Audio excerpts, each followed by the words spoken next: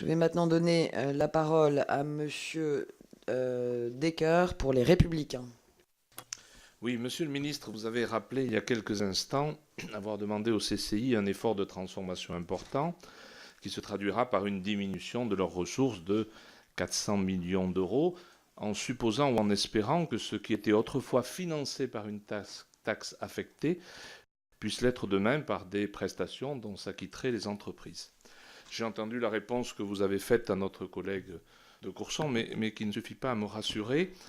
Je m'inquiète des incidences de ce projet sur l'avenir immédiat des plus petites de ces chambres consulaires, en l'occurrence celles des départements ruraux, qui de toute évidence ne pourront pas compenser par de nouvelles prestations les diminutions de ressources et ne pourront pas systématiquement facturer leurs services aux entreprises.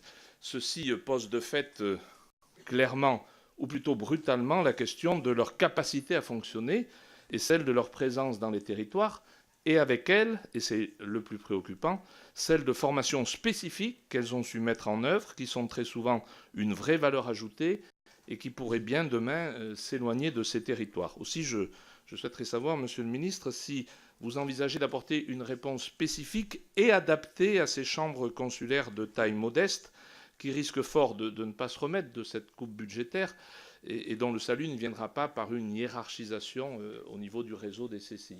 Je vous remercie. Monsieur Decker, je connais votre attachement aussi fort que le mien à la ruralité.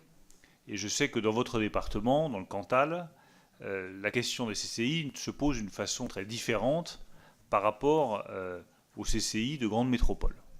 Nous tiendrons compte de la spécificité des CCI dans les départements ruraux. Ça pourra passer soit par des péréquations, soit par des assouplissements. Nous ferons en sorte aussi que toutes les petites écoles de commerce qui dépendent des CCI et qui sont dans des territoires ruraux puissent continuer à bénéficier des subsides de la taxe affectée. Donc dans les discussions que nous avons aujourd'hui avec les présidents de CCI, c'est pour moi une priorité de traiter différemment les CCI des zones rurales.